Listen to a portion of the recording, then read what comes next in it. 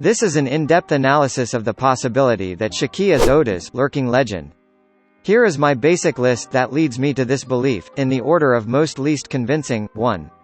Oda intended on Shiki being a strictly canon manga character, or at least that's what he says. After Wano, which I think we mostly all agree will be the longest arc yet, I imagine that the story is going to speed up quite a bit, and I don't see a more plausible place for Shiki to fit in the story. There was also the cover story of Crocus having a drink with a man who bears incredible resemblance to Shiki.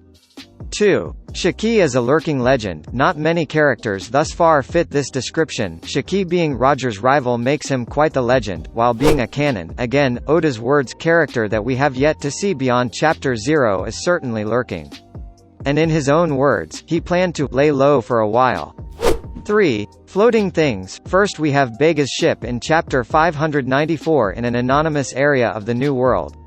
This is amidst a section of 594 to 595 where Oda deliberately shows various supernovas in the New World, most of whom seem to be in deliberately anonymous but important locations. Each one of these will of course be touched upon in Oda fashion, and it seems likely that Oda has used this scene to foreshadow the important locations of the New World. I have seen convincing theories that the island on which Apu is running from giant boars and finds himself walking on air is actually Elbaf, and it seems very plausible that Beg was approaching Wano. Bega's floating ship could only be explained by two possible powers that we know of thus far, either Shiki or Fujitora's devil fruit abilities. Similarly, although less convincing, in Wano we have repeatedly seen a floating rood in the center of Bakura town.